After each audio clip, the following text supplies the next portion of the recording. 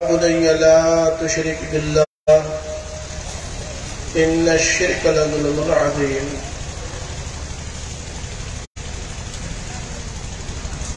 صدر اجلاس محترم مولانا ابو ذر مدنی صاحب، سرپرست اجلاس محترم شکیل احمد صدرادی صاحب، ناظم اجلاس محترم ڈاکٹر محمد اکرم قاسمی صاحب، حضرات علماء کرام اور دیگر حاضرین جلسہ،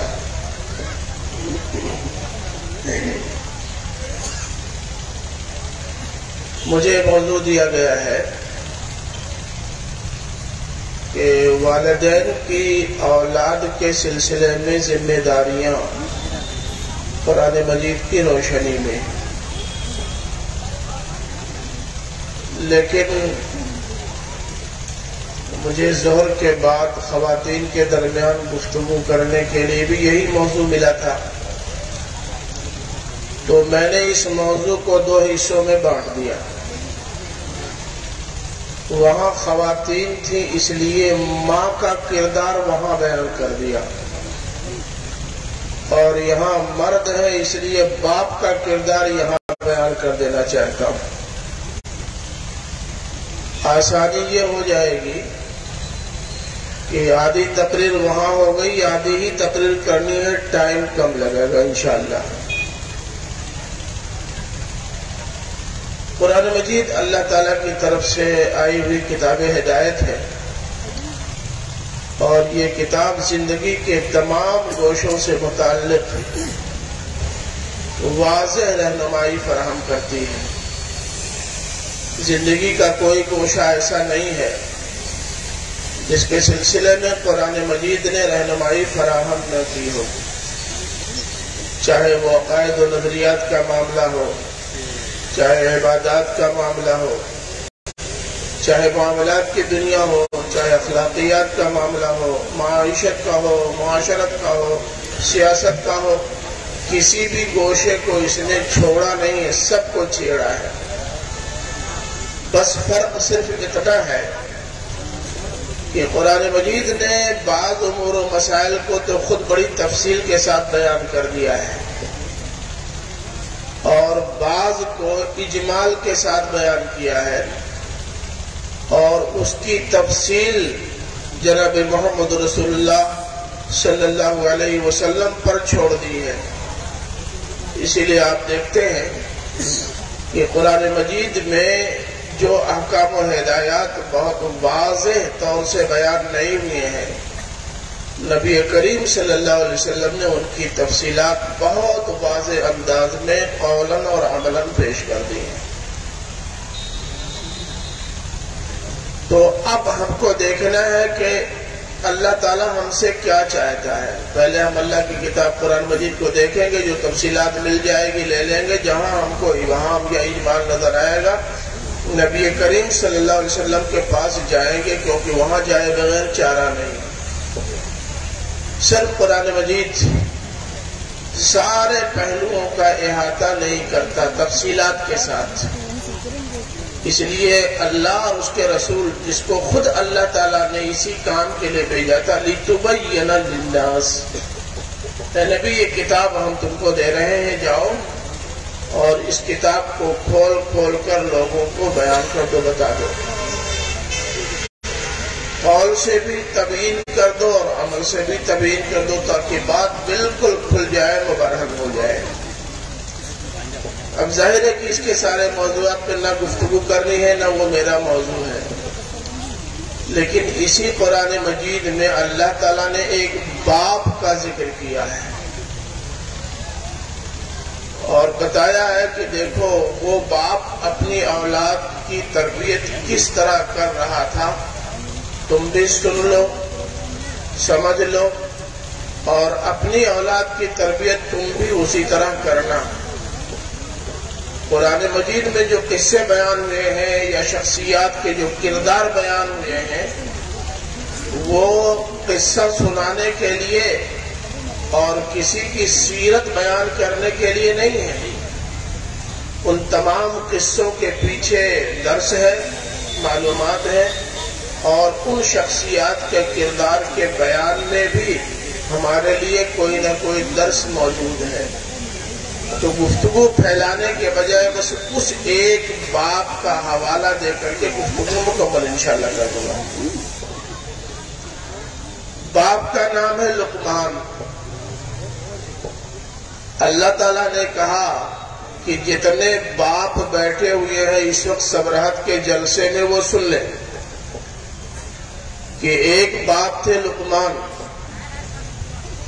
انہوں نے اپنے بیٹے سے کہا اور وہ ان کو نصیحت کر رہے تھے،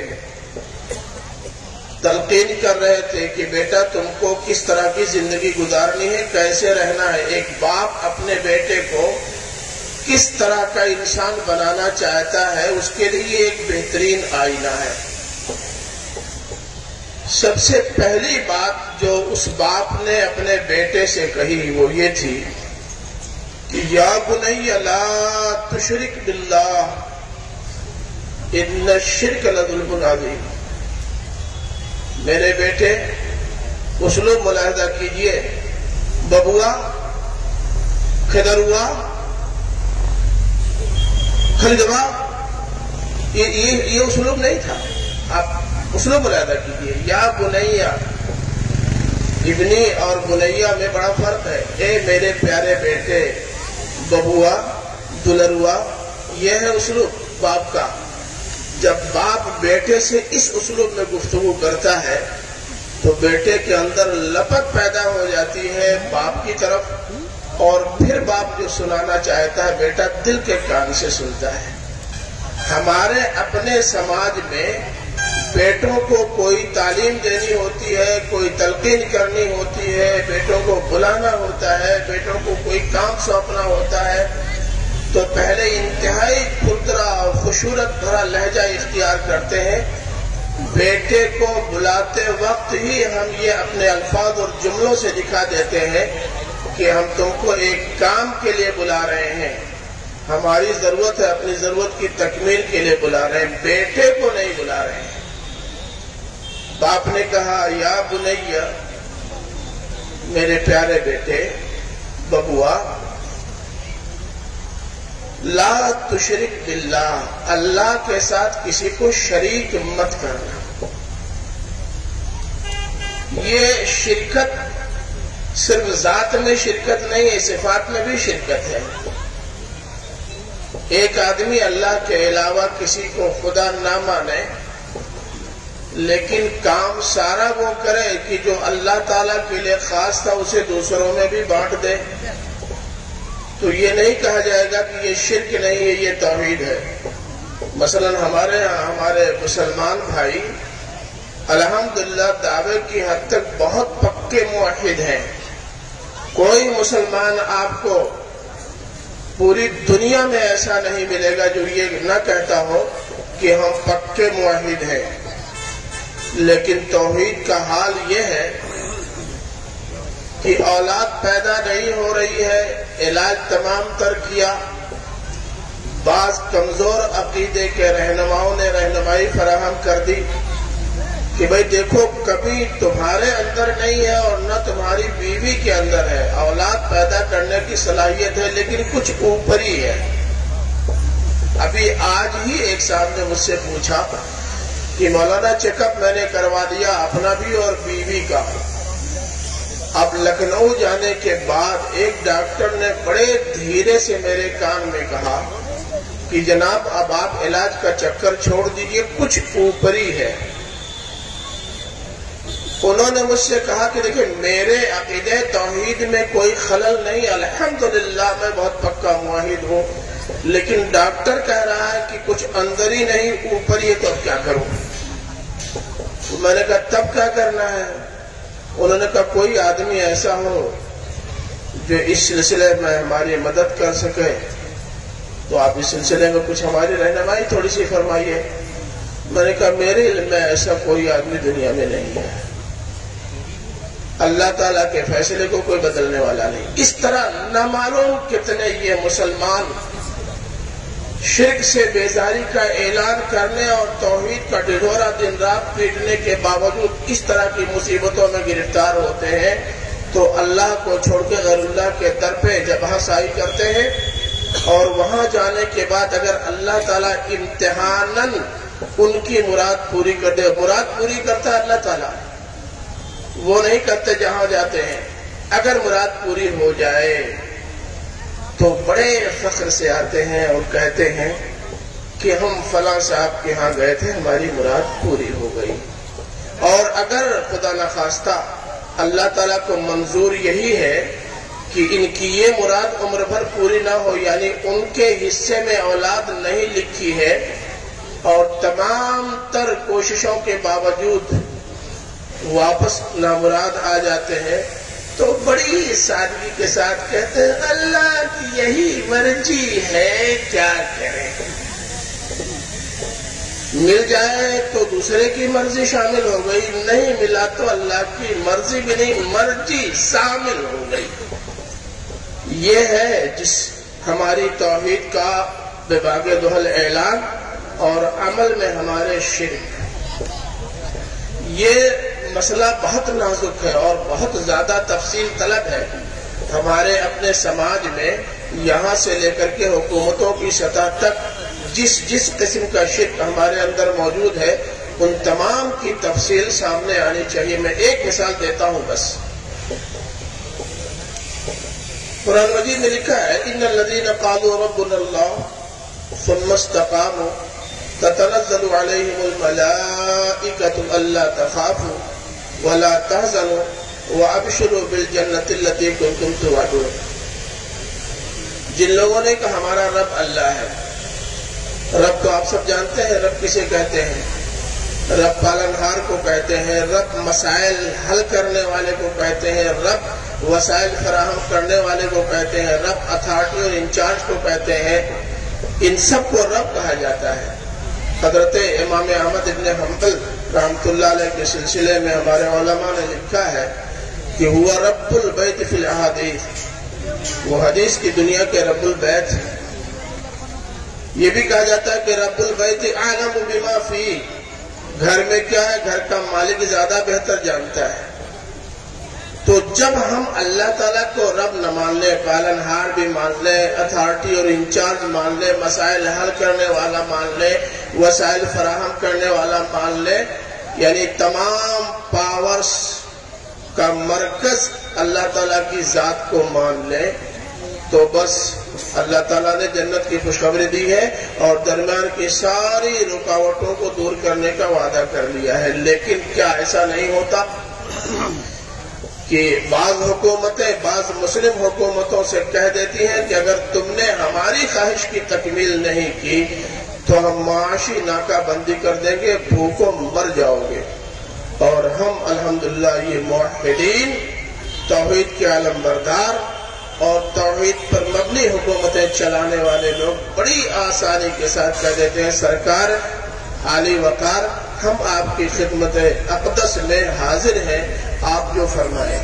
یہ بھی شرک ہے، اس کو شرک کا دائرہ بہت وسیع ہے۔ تو اللہ کے اس بندے نے جس کا حوالہ اللہ تعالیٰ نے دیا ہے، لقمان نے یہ کہا کہ یا بنی لا تشرک باللہ، میرے بیٹے، پیارے بیٹے، اللہ کے ساتھ کسی کو شریک مت کرنا، شرک بہت بڑا ظلم ہے۔ حضرت ابراہیم علیہ السلام اور حضرت یعقوب علیہ السلام نے اپنی اولاد کو تھوڑا دوسرے لفظوں میں اسی بات کی تعلیم دی، وَوَصَّى بِهَا إِبْرَاهِيمُ بَنِيهِ وَيَعْقُوبُ یا بنی ان اللہ اصطفیٰ لکم الدین فلا تموتن الا وانتم مسلمون۔ یہ بات حضرت ابراہیم نے بھی کہی اور حضرت یعقوب نے بھی کن سے؟ اپنے بیٹوں سے کہی۔ کیا کہا؟ انہوں نے کہا کہ دیکھو اللہ تعالیٰ نے اپنے دین کے لیے تمہارا انتخاب کر لیا ہے، اب تمہیں دین کا کام کرنا ہے، اور دین کا کام اس کے بغیر ممکن نہیں کہ تم اللہ کے پرتی آتم سمرپن کر دو۔ اللہ کے آگے اپنے آپ کو پیش کر دو. اللہ تعالیٰ جو کہے وہ کرنا ہے، جس سے روکے اس سے رک جانا ہے. جس طرح کی زندگی گزارنے کی تعلیم و تلقین کرے اسی طرح کی زندگی گزارنی ہے، اور جس طرح کی زندگی سے روک دے نفع و یا نقصان رک جانا ہے. جس ابراہیم نے یہ بات کہی ہے اس نے اپنی زندگی سے اس کو کر کے دکھا بھی دیا ہے. آپ کو معلوم ہوگا کہ حضرت ابراہیم علیہ السلام سے اللہ تعالیٰ نے کہا اس وقت جب ان کے ہاں بیٹا پیدا ہو گیا تھا، حضرت اسماعیل. تورات کے بیانات کو اگر صحیح مان لیں تو جس وقت حضرت اسماعیل پیدا ہوئے اس وقت حضرت ابراہیم کی عمر 85 سال تھی، اور ان کی بیوی حضرت ہاجرہ کی عمر 55 سال تھی. اگر وہ اس کا بیان صحیح ہے تو 55 سال کی عورت فتنوں سے خالی نہیں ہوتی. اس عمر کی عورت کی عزت و ناموس پر حملہ کیا جا سکتا ہے، یہ عمر ایسی ہوتی ہے. لیکن اللہ تعالیٰ نے کہا کہ اے ابراہیم اپنے اس بیٹے کو اور اپنی اس بیوی کو، بیٹا وہ جو دودھ پی رہا ہے اور بیوی وہ جس کی عزت کو خطرہ ہے، لے جاؤ بے آب و گیا سرزمین میں پہاڑیوں کے پیچھے، وہاں چھوڑ دو جہاں سے لوگوں کی آمد و رفت ہوتی ہے. وہ گزرگاہ تھی کئی ملکوں کی، وہاں چھوڑ دو. حضرت ابراہیم نے نہیں کہا کہ اے اللہ ارے میری بیوی کی عزت کو خطرہ ہوگا اور اس بچے کا کیا ہوگا، کتنا یہاں سے غلہ لے کے جائیں گے کہ بیوی کھاتی رہے گی دودھ دیتی رہے گی. ایک بار بھی نہیں کہا. انہوں نے کہا ٹھیک ہے اے اللہ تیرا حکم ہے تو میں لے کے جاتا ہوں. اور وہاں بیوی بچے کو جب چھوڑا آنے لگے تو بیوی نے کہا کس کے سہارے آپ چھوڑ کے جا رہے ہیں؟ کہا میں نہیں معلوم کس کے سہارے. اللہ تعالیٰ نے کہا چھوڑ دو، ہم نے چھوڑ دیا. بیوی نے کہا اللہ تعالیٰ نے کہا ہے تب آپ جائیے بنداس، مجھے کوئی ٹینشن نہیں. یہ ہے اللہ تعالیٰ پر اعتماد، یہ ہے وہ بھروسہ جس کو اسلام سے تعبیر کیا گیا ہے. تو باپ نے صرف تلقین ہی نہیں کی، نصیحت ہی نہیں کی، بلکہ کر کے بھی دکھا دیا. ہمارا معاملہ تھوڑا سا مختلف ہے حضرت ابراہیم اور حضرت لقمان سے.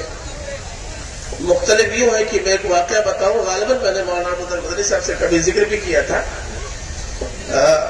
ہمارے ایک جاننے والے تھے، ایک بار ملے تو کہنے لگے کہ مولانا ہمیں آپ لوگوں سے بڑی شکایت ہے. میں نے کہا بڑی بڑی شکایتیں کیجئے، بڑی شکایت کرنے سے کیا ہوگا، ہم تو شکایت سننے کے لیے پیدا ہی ہوئے ہیں. مدرسے والے صرف شکایت سننے کے لیے پیدا ہوئے ہیں. صرف شکایتیں جو اب تک ملی ہیں ہم لوگوں کو گنائیں تو بھی ٹائم ختم ہو جائے گا. بس ایک شکایت. میں نے کہا جی فرمائیے. کہنے لگے کہ مولانا یہ نماز نہیں پڑھتا ہے. تو میں نے کہا اچھا لیکن مدرسے میں تو یہ 5 وقتہ نماز پڑھتا ہے، فجر میں بھی حاضر رہتا ہے، کہانی ایک ٹائم نماز نہیں پڑھتا. میں نے کہا کہ آپ جاتے ہیں مسجد تو اس کو ساتھ میں لے نہیں جاتے؟ میں تو نہیں پہنچ پاتا، میں نہیں پہنچ پاتا. میں نے کہا کیوں کوئی پریشان؟ ارے بس اب عمر ہو گئی ہے، تھوڑا کاروبار رہتے ہیں، کچھ لوگ آ کے بیٹھ جاتے ہیں. میں نے کہا تو بیگم سے کہہ دیجئے کہ جیسی نماز کا ٹائم ہو وضو کرنے کے لیے اٹھے تو بیٹے سے کہا بیٹا تم بھی وضو کرو، میں بھی وضو کر رہا ہوں، میں ادھر جاؤں تم ادھر جاؤ. کہا وہ نہیں پڑھ پاتی. میں نے کہا جب گھر میں کوئی نماز نہیں پڑھتا تو یہ فرشتہ مفتی شہنواز صاحب والا فرشتہ اس گھر میں آئے گا تو فرشتہ رہ جائے گا یا شیطان ہو جائے گا؟ ہم لوگ سب نماز پڑھتے ہیں اس لیے وہ وہاں نماز پڑھتا ہے، یہاں کوئی نماز نہیں پڑھتا. دھیرے دھیرے وہ سوچتا ہوگا جب کوئی نہیں پڑھتا تو کوئی ٹوکنے والا نہیں ہوگا تو جائیں چاہے نہ جائیں کیا مسئلہ ہے. تو ہم نے کہا پہلے آپ شروع کیجئے پھر شکایت کیجئے، سمجھ میں آئے گا. ابھی 2 سال پہلے میں گیا تھا، اتفاق سے ملاقات ہوئی تو ملاقات مسجد ہی میں ہی. وہ بھی تھے، ان کا بیٹا بھی تھا اور بیٹے کا بیٹا بھی تھا، 4 سال کا یا 4.5 سال کا رہا ہوگا. انہوں نے تعارف کرایا کہ میرا پوتا ہے. میں نے کہا آپ کا پوتا تو آپ کے بیٹے سے زیادہ دیندار ہے. کہنے نہیں میرا بیٹا بھی الحمدللہ دیندار ہے. میں نے کہا یہ دیندار کب سے وہ اسی کی شکایت تو آپ کر رہے تھے. مجھے لگتا ہے جب سے آپ دیندار ہو گئے تب سے آپ کا بیٹا بھی دیندار ہو گیا، پھر پوتا بھی دیندار ہو گیا. وہ نہیں ہونا ہے. تو اصل میں جب ہم صرف خواہش کریں گے، خواب دیکھیں گے اور لوگوں کے سامنے گفتگو کریں گے، اپنا عملی نمونہ پیش نہیں کریں گے، تو ہماری ان تقریروں کا کوئی اثر نہیں پڑے گا۔ اب آپ بتائیں، میں کہوں کہ گالی دینا غلط ہے اور ابھی کوئی فون آ جائے اور میں گالی دے کر کے اس کو ڈانٹ دوں، آپ کیا میری بات پہ اثر لیں گے؟ تو جب آدمی حضرت لقمان یا جن کا تذکرہ قرآن مجید میں اللہ تعالیٰ نے کیا ہے، وہ سب ایسے باپ تھے جن باپوں نے کہا بھی اور کیا بھی، وہ کہتے بھی تھے اور کرتے بھی تھے۔ میں مفتی صاحب سے معذرت کے ساتھ عرض کرنا چاہتا ہوں، میں اپنی گفتگو میں یہ کبھی نہیں کہتا کہ اللہ تعالیٰ مجھے کہنے سننے سے زیادہ عمل کرنے کی توفیق عطا فرمائے، بالکل نہیں۔ اللہ تعالیٰ مجھ کو کہنے کی بھی توفیق عطا فرمائے، سننے کی بھی توفیق عطا فرمائے اور عمل کرنے کی بھی توفیق عطا فرمائے۔ وَمَنْ أَحْسَنُ قَوْلًا مِّمَّنْ دَعَا إِلَى اللَّهِ وَعَمِلَ صَالِحًا وَقَالَ إِنَّنِي مِنَ الْمُسْلِمِينَ۔ ہم کہیں گے نہیں تو دنیا جانے گی نہیں، اور اپنا کیریکٹر پیش نہیں کریں گے، ویسے مومن اپنے آپ کو لوگوں کے سامنے نہیں رکھیں گے، تب بھی ہماری تقریر ہماری ذات تک کے محدود رہ جائے گی، ایک مسلمان کے کیریکٹر میں نہیں رہ پائے گی۔ اس لیے کہنا بھی ضروری، عمل کرنا بھی ضروری، سننا بھی ضروری اور سنانا بھی ضروری۔ تو ہمارے قرآن مجید میں جو بیان ہوا اس میں حضرت لقمان کے ساتھ ساتھ حضرت یعقوب کا اور حضرت ابراہیم علیہ السلام کا اور حضرت نوح کا اور بھی بہت سارے باپوں کا ذکر ہوا ہے کہ انہوں نے اپنے بیٹوں کو نصیحت کی اور اس پر بڑا زور دیا کہ بیٹا اپنا عقیدہ ٹھیک رکھنا، اگر عقیدہ گڑبڑ ہو گیا تو سب چوپٹ ہو جائے گا۔ دوسری بات جو فرمائی وہ بہت اہم ہے، فرمایا کہ یا بنی انہا ان تکو مثقال حبۃ من خردل فتکن فی صخرۃ او فی السماوات او فی الارض یاتی بها اللہ ان اللہ لطیف خبیر۔ بیٹا جو کچھ بھی کرو، چاہے وہ چھوٹا ہو یا بڑا، تمہارے پاس جو کچھ ہے چاہے وہ چھوٹا ہے یا بڑا، چاہے وہ کسی چٹان کے اندر ہو، چاہے آسمانوں میں کہیں گم ہو، چاہے زمین کی تہوں میں یا ایسی جگہوں پر ہو جہاں عام طور سے لوگوں کی نظر نہیں پہنچتی، جیسے خفیہ میٹنگیں ہوتی ہیں بند کمرے میں اور وہاں صحافیوں کو بھی جانے کی اجازت نہیں ہوتی، تو سمجھا یہ جاتا ہے نا کہ جو لوگ یہاں ہیں ان کے علاوہ اور کوئی نہیں جانتا۔ باپ نے کہا بیٹے یہ بات ذہن میں رکھنا کہ تم چاہے جتنی خفیہ میٹنگ کرو، چاہے جیسے کسی گوشے میں چلے جاؤ، آسمان کی بات ہو یا زمین کی، پہاڑوں کی بات ہو یا سمندر کی، جہاں چاہو چلے جاؤ، کوئی نہ ہو تمہارے علاوہ، تو بھی اللہ ہے، تم اللہ کی نگاہ میں ہو، کوئی نہ دیکھے، اللہ دیکھ رہا ہے۔ اور جب آدمی کے اندر یہ احساس پیدا ہو جائے گا کہ ہم کو کوئی دیکھ رہا ہے اور دیکھنے والا وہ ہے جو ہماری بنی بگاڑ سکتا ہے اور بگڑی بنا سکتا ہے، دیکھنے والا وہ ہے جو ہمیں کڑی سے کڑی سزا دے سکتا ہے، دیکھنے والا وہ ہے جو نوازنے پہ آئے تو وہ دے دے جس کا ہم تصور بھی نہیں کر سکتے، جب اس کے سامنے یہ بات رہے گی تو کوئی آدمی غلط کام نہیں کرے گا۔ ہم نے دیکھا ہے کہ لوگ جاتے ہیں سنڈاس میں بیڑی پینے، کیوں؟ کوئی دیکھ نہ لے، مقصد یہی ہوتا ہے کوئی دیکھ نہ لے، حالانکہ وہاں کی خوشبو ان کو بھی پہنچ رہی ہے، اس کا بھپکا ان کو بھی خراب لگتا ہے، مگر کریں کیا، کسی کو دکھانا نہیں چاہتے، اور وہاں پینے کے بعد یہ سمجھتے ہیں کہ ہم نے چپکے سے اپنا کام کر لیا، کسی کو پتا نہیں۔ جب یہ احساس پیدا ہوگا تو جرائم بند نہیں ہوں گے۔ احساس یہ پیدا ہونا چاہیے کہ جہاں بھی ہو، جس حال میں بھی ہو، اللہ کا کیمرہ لگا ہوا ہے، وہ دیکھ رہا ہے، اس کو سنڈاس میں جانے کی ضرورت نہیں، اس کا کیمرہ جہاں ہے وہیں بتا دے گا کہ دیکھو فلاں آدمی فلاں کام کر رہا ہے۔ تو جب یہ احساس آدمی کا جاگ جائے گا اللہ تعالیٰ کے تعلق سے، تو کوئی غلط کام وہ نہیں کرے گا، چاہے تنہائی کا کام ہو یا اجتماع کا کام ہو۔ باپ نے اپنے بیٹے کو نصیحت کی، بیٹا کوئی بھی کام کرنا تو یہ نگاہ میں رکھنا، دماغ میں بٹھا لینا کہ تم بظاہر اسے خفیہ کر رہے ہو، لیکن وہ خفیہ نہیں ہوتا، وہ علل اعلان ہوتا ہے اور اللہ کی نظر میں ہوتا ہے۔ اور تم جانتے ہو نا کہ اللہ تعالیٰ سے جب نہیں چھپے گا تو اصل جزا و سزا تو اللہ کو دینا ہے، پھر تم سزا سے بچ کیسے پاؤ گے؟ اگر کسی بچے کے اندر یہ احساس پیدا ہو جائے شروع ہی سے تو آپ دیکھیں گے کہ اس کی زندگی میں کچھ اور ہی قسم کا نکھار آ جائے گا۔ بہت سارے بچے ہیں جن کو شروع سے ان کے والدین پیمپرس یا چڈی پہناتے ہیں، شروع سے کبھی کھلا نہیں چھوڑتے۔ اگر کبھی وہ 2-2.5 سال کی عمر کو پہنچنے کے بعد بھی اتفاق سے ننگے ہو جائے تو سنڈاس سے باہر نہیں آتے، نکلتے ہی نہیں، کیونکہ ان کو حیادار ان کے والدین نے بنایا ہے شروع سے۔ اب تھوڑا سوجھ بوجھ پیدا ہو گئی تو ان کی حیا ان کو ننگے باہر آنے میں مانع ہوتی ہے، نہیں آتے۔ تو ہمیں اپنے بچوں کو جس طرح کا انسان بنانا چاہتے ہیں اس طرح کا انسان بنانے کے لیے شروع سے محنت کرنی پڑے گی، شروع سے کوشش کرنی پڑے گی، اور ایسا بچہ بنا دے، اپنی تربیت کے نتیجے میں ایسا بچہ بنا دے کہ جب ہم اس کے سامنے کوئی بات رکھیں، کوئی تجویز رکھیں تو تجویز سننے کے بعد ہی وہ تربیت اس کو وہاں پہنچا دے جہاں پہنچانا چاہتے ہیں۔ آپ کو پتا ہے حضرت ابراہیم علیہ السلام کے بیٹے حضرت اسماعیل علیہ السلام ابھی بچے تھے، چھوٹے سے بچے تھے، بڑے نہیں تھے۔ اللہ تعالیٰ نے جب بیٹے کو ذبح کرنے کا حکم دیا تو باپ نے اپنے بیٹے سے کہا، یا بنیا انی ارا فی المنام انی اذبحک فانظر ماذا تری، بیٹا میں خواب میں دیکھ رہا ہوں کہ تم کو ذبح کر رہا ہوں، کیا خیال ہے؟ تربیت اتنی اچھی اور اتنی شاندار ہوئی کہ وہ چھوٹا سا بچہ کہہ رہا ہے کہ یا ابت افعل ما تؤمر ستجدنی انشاءاللہ من الصابرین۔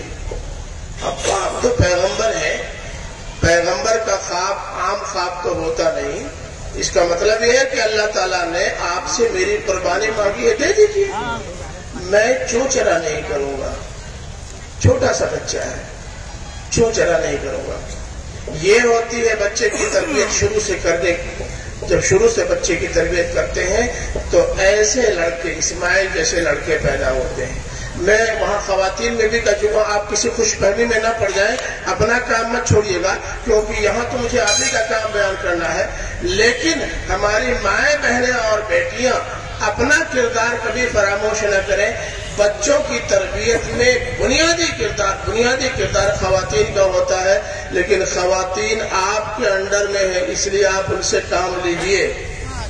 ہمارے ناظم ڈاکٹر عتیق صاحب اگر کام نہیں لیں گے اپنے اساتذہ سے اور اپنے ماتحت ذمہ داروں سے تو کام نہیں ہوگا، کام تو انہیں کو لینا پڑے گا۔ اس لیے کام آپ کو لینا ہے، اگر آپ کام لے سکتے ہیں تو آپ کے گھر کے یہ کل پرزے آپ کے حسن ظن کے مطابق چلیں گے اور وہ آپ کے خواب کی تعبیر فراہم کریں گے۔ اور اگر آپ خود اپنی ذمہ داری بھول جائیں گے، آپ قوام ہیں، قوامیت آپ کی ذمہ داری ہے، آپ اس کو بھولیے نہیں، سمجھیے اس کو، اور اگر آپ اس کو سمجھنے کی کوشش نہیں کریں گے تو اپنا نہیں، آپ جس منصب پر فائز کیے گئے ہیں اس منصب کو داغدار کریں گے، اپنے کو داغدار نہیں کریں گے۔ تیسری بات باپ نے بیٹے سے کہی، یا بنیا اقم الصلاۃ۔ آپ سب جانتے ہیں یہاں بیشتر لوگ پڑھے لکھے ہیں، اور سبرات جیسی گاؤں میں یا وہاں کے جلسے میں میں کھڑا ہوں، سبرات تو بڑا پڑھا لکھا گاؤں، بہت پرانے زمانے سے ہے، تو علماء کی بھی ایک بڑی کھیپ یہاں موجود ہے، ماشاءاللہ ہمارے سامنے بھی علماء کی ایک بڑی جماعت موجود ہے۔ آپ جانتے ہیں عربی میں نماز پڑھنے کے لیے دو لفظ، ایک تسلیہ ہے اور ایک اقامت صلاۃ ہے۔ تسلیہ میں خالی نماز پڑھنے کی بات کہی ہے، لیکن جب اقامت صلاۃ کی بات ہوتی ہے تو نماز کی طرح پڑھنے اور پورے اہتمام کے ساتھ پڑھنے کے لیے آتا ہے۔ باپ نے بیٹے سے کہا بیٹا صرف نماز نہ پڑھو، نماز کا اہتمام کرو۔ نماز کے اہتمام کا کیا مطلب؟ خشوع خضوع کے ساتھ نماز پڑھو، اس طرح نماز پڑھو۔ نبی کریم صلی اللہ علیہ وسلم نے فرمایا کہ جب تم نماز پڑھو تو ایسا لگے کہ تم اللہ کو دیکھ رہے ہو، اور اگر یہ احساس جاگ نہ سکے، اتنے اعلیٰ درجے کا ایمان نہ ہو، تو اے نمازی کم از کم اتنا تو احساس کر لے کہ اللہ تجھے دیکھ رہا ہے۔ اقامت صلاۃ کا مطلب یہ ہے کہ جی میں آیا تو وضو کیا، نہیں جی میں آیا تو وضو نہیں کیا، نماز پڑھی، اقامت صلاۃ نہیں ہے۔ نماز تو پڑھتے ہیں لیکن جماعت کا اہتمام نہیں ہے، یہ اقامت صلاۃ نہیں ہے۔ نماز آپ مدرسے میں ہیں، تعلیمی اداروں میں ہیں، علماء کے ساتھ ہیں تو بڑے اہتمام کے ساتھ پڑھ رہے ہیں، اور اگر آپ الگ ہو گئے تو نماز کا کوئی آپ کے پاس اہتمام نہیں ہے، یہ اقامت صلاۃ نہیں ہے۔ تو بیٹا نماز کا اہتمام کرنا، باجماعت نماز ادا کرنا، ٹائم سے نماز ادا کرنا، دل کی خشوع خضوع کے ساتھ نماز ادا کرنا، باقاعدہ وضو کر کے نماز ادا کرنا، پاکی حاصل کر کے نماز ادا کرنا، اور نماز اس طرح پڑھو کہ تم رب کے سامنے کھڑے ہو اور اس کو دکھا رہے ہو جس سے کچھ پانا ہے۔ یہ ہے اقم الصلاۃ۔ بیٹے نماز کا اہتمام کرنا۔ میں جاننا چاہتا ہوں کہ ہمارے باپوں میں سے کتنے لوگ ہیں جو اپنے بیٹے کو اقامت صلاۃ کی تلقین کرتے ہیں؟ کریں گے کیسے کریں؟ سب سے بعد میں الحمدللہ پہنچتے ہیں اور سب سے پہلے نکل آتے ہیں۔ ہمارے استاد مولانا مشتاق صاحب تھے، ایک بار ڈانٹنے لگے، کوئی بدر الدین یہاں ہوں گے تو مجھے معاف کریں گے، میں ان کی بات نقل کر رہا ہوں۔ وہ بہت جلدی نماز پڑھتے تھے، وہ فٹافٹ اٹھتے بیٹھتے تھے۔ ایک دن وہ ابھی مولانا تسبیح پڑھ رہے تھے، تب تک یہ سنت پڑھ کر کے نکلنے لگے، کیا کرے بدر ہوا؟ مولانا مشتاق صاحب یہی رہ چکے ہیں، کہاں کرے بدر ہوا؟ اللہ میں سے جھگڑا کر رہے کہ نماز پڑھ رہے ہیں۔ اب اگر آپ اپنے بچوں کے سامنے ٹھونگے مارنے والا اسلوب اختیار کریں گے تو کیسے اپنے بچے کو نماز کے اقامت کی تعلیم دے سکیں گے؟ ممکن نہیں ہے۔ آپ کو دیکھ کر کے نمازوں کی خاص کیفیت پیدا ہو جائے۔ ہمارے پرتاپ گڑھ کے ایک دوست ہیں مولانا کوثر قاسمی صاحب، ادھر آتے رہتے ہیں۔ ایک بار مجھے کچھ بتا کرنا ہے کہ ہمارے مولانا ابو الفیض اصلاحی مدنی صاحب کی ایک ادا نے مجھے اس قدر متاثر کیا کہ میں ان کا مرید ہو گیا۔ میں نے کہا کیا؟ کہنے لگے ان کی نماز کو دیکھ کر نماز سے مجھے دلچسپی پیدا ہو گئی۔ یہ معمولی بات نہیں ہے۔ تو اقامت صلاۃ کی تلقین کرنے والا اقامت صلاۃ کا عملی نمونہ فراہم کرے، اور جب عملی نمونہ فراہم کرے گا تو بیٹا آپ کی بات اور آپ کا عمل دونوں کو سامنے رکھ کر کے کہے گا اننی من المسلمین، تب یہ کیفیت پیدا ہوگی، ورنہ نہیں۔ باپ نے ایک نصیحت اور کی،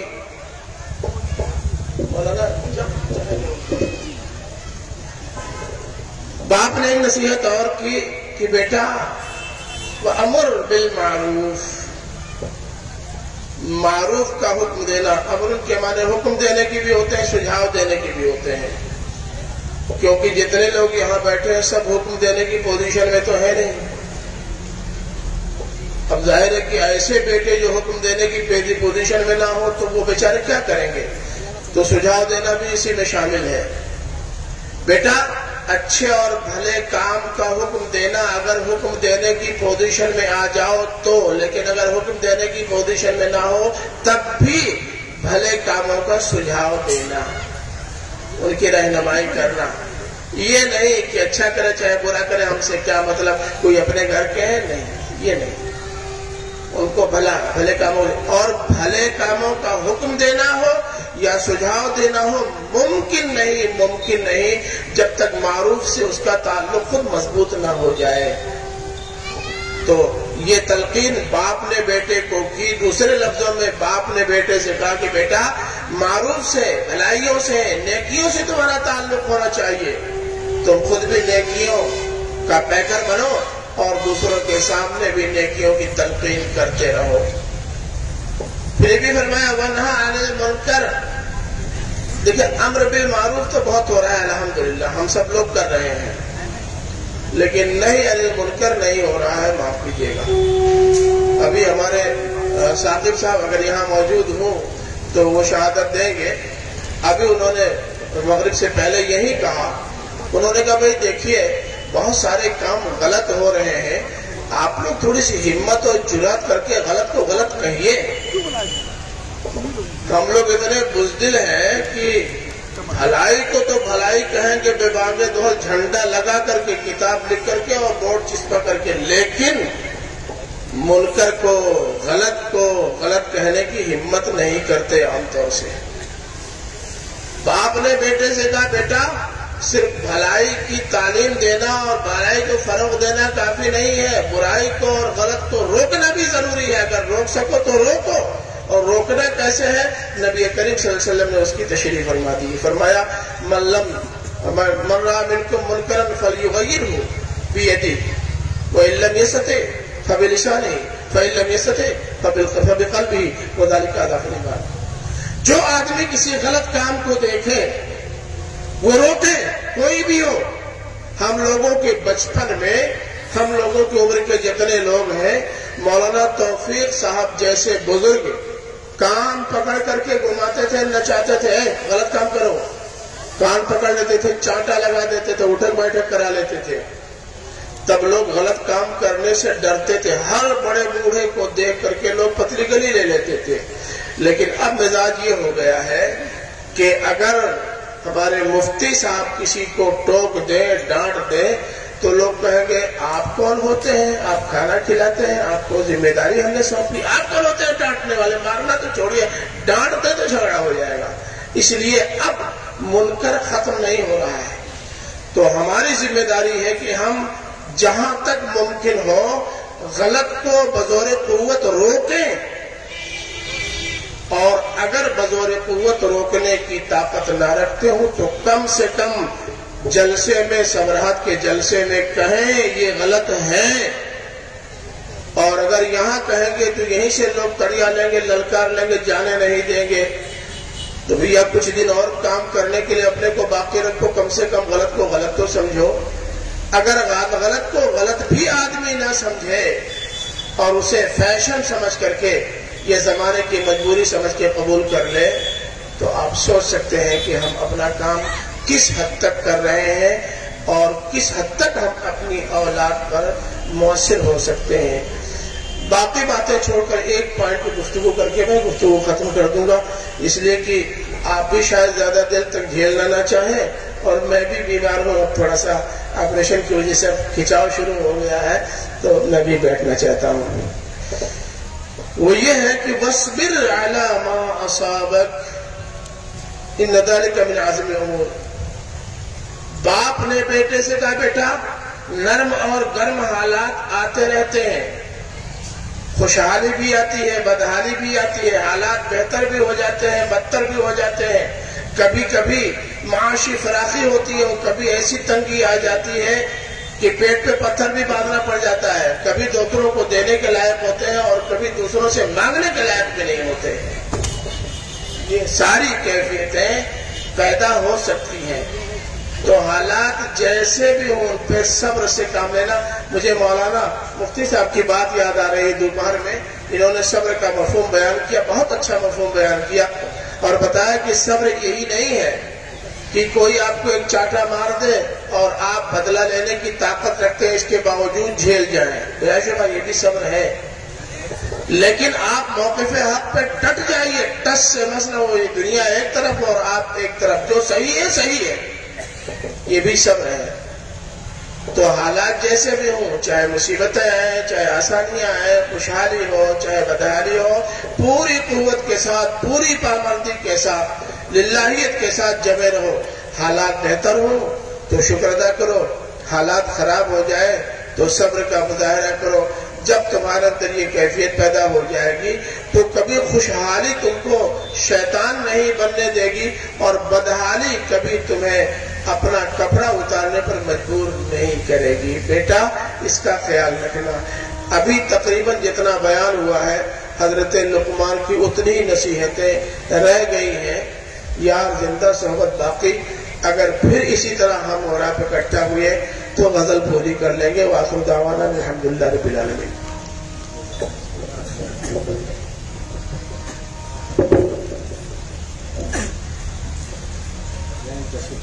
ٹھیک ہے جناب سرپرست صاحب تشریف لے جانا چاہتے ہیں.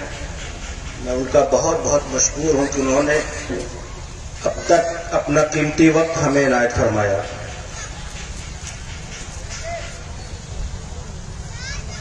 اے وقت ٹھہر جا کہ ذرا اور بھی سن لے. اے وقت ٹھہر جا ذرا اور بھی سن لے. لمحے بار بار میسر نہیں ہوتے. میں جناب قاری صاحب سے درخواست کروں گا کہ نعت کے چند اشعار آ کر کے دوبارہ گنگنا.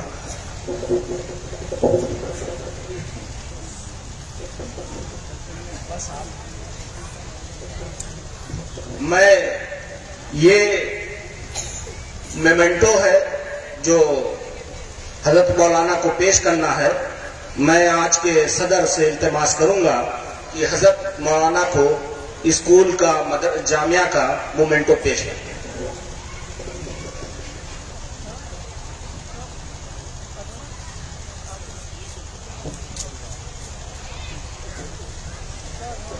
حضرت مولانا کی طبیعت ناساز ہے, جانا چاہتے ہیں. میں ان کا بہت بہت شکریہ.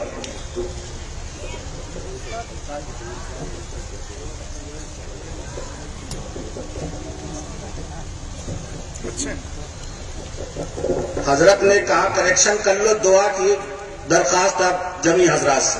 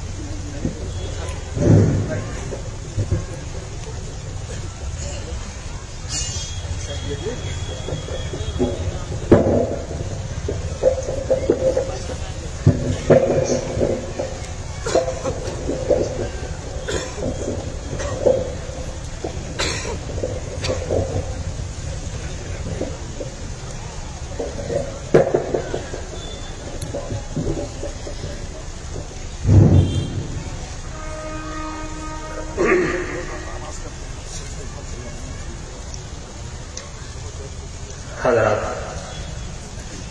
ابھی آپ نے وحدانیت پہ تقریر سنی. اسی کے مد نظر رکھتے ہوئے میں ٹھیک ہے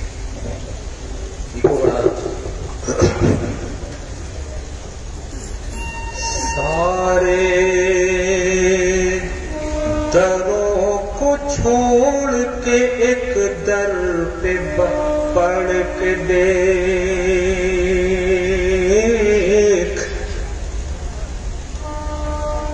سارے دروں کو چھوڑ کے ایک در پہ بڑھ کے دیکھ, سارے دروں کو چھوڑ کے ایک در پہ پڑھ کے دیکھ,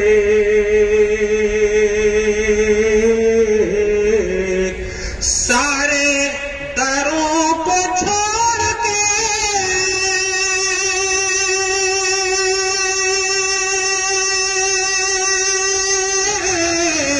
سارے دروں کو چھوڑ کے ایک در پہ پڑھ کے دیکھ,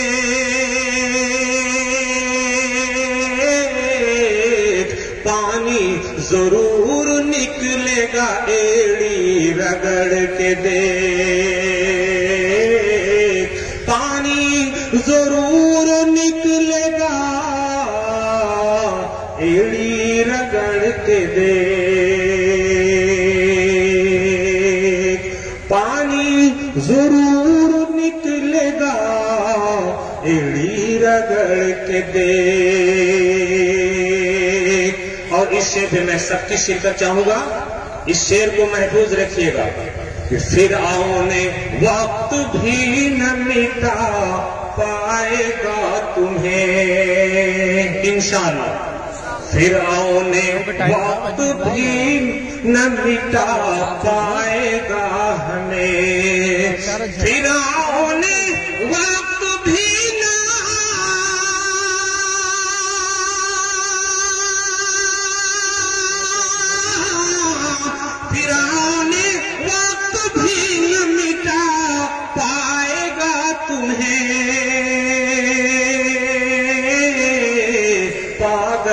ذرا رسول کا دامن پکڑ کے دے. پاگل ذرا رسول کا دامن پکڑ کے دے. وہ ایک سجدہ جسے تو گرا سمجھتا ہے، وہ ایک سجدہ جسے تو گرا سمجھتا ہے، 1000 سجدوں سے دیتا ہے آدمی کو نجات. چند شعر نعت کے آپ کے نظر کرتا ہوں. وہ رسول خاتم الانبیاء جو امام کا بھی امام ہے. وہ رسول خاتم الانبیاء جو اماموں کا بھی امام رسول خاتم الانبیاء. وہ رسول خاتم الانبیاء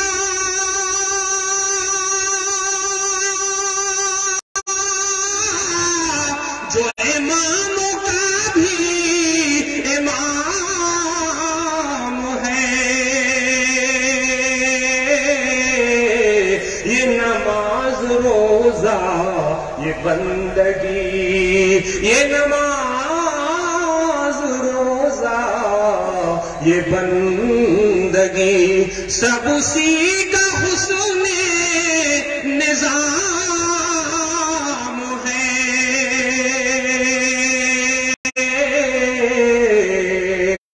سمجھ میں نہیں آیا کیا؟ سمجھ میں آ رہا ہے؟ ارے تو بتا تو دیجیے کہ سمجھ گئے. وہ رسول خاتم الانبیاء جو اماموں کا بھی امام ہے. یہ نماز روزہ یہ بندگی. اور یہ شعر بطور خاص حضرت مفتی صاحب کے حوالے سے آپ تک پہنچانا چاہتا ہوں. یہ شراب شوق کی مستیاں، یہ مزے کی لغزش کام ہے. یہ شراب شوق کی مستیاں، یہ شراب شوق کی مستیاں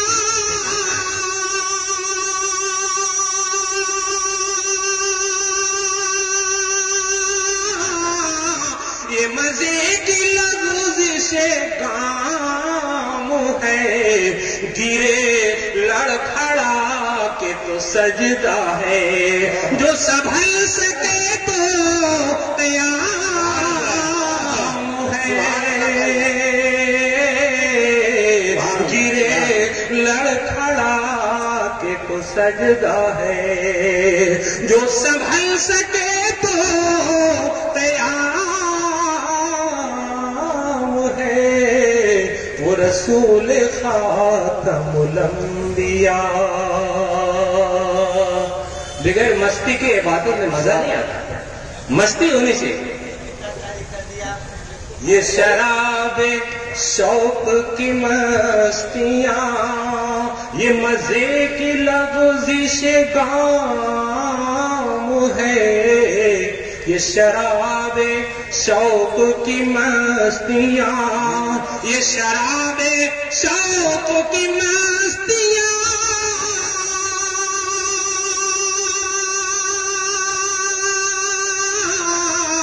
یہ مزے کی لغزش کام ہے.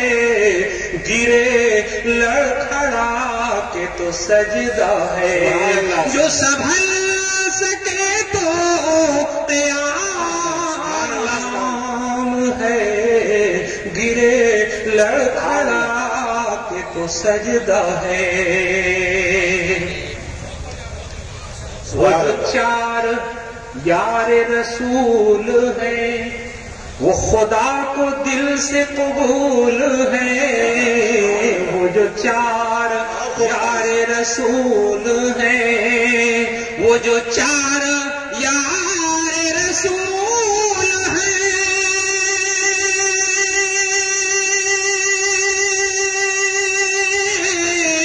وہ خدا کو دل سے قبول ہے، وہ ریاض طیبہ کے پھول ہیں، وہ ریاض طیبہ کے پھول ہیں، ہر کن میں اپنا امام ہے،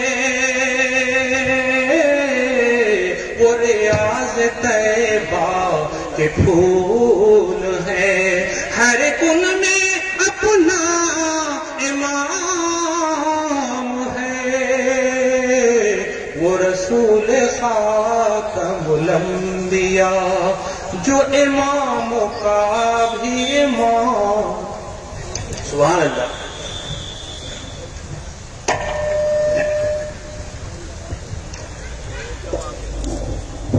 حضرات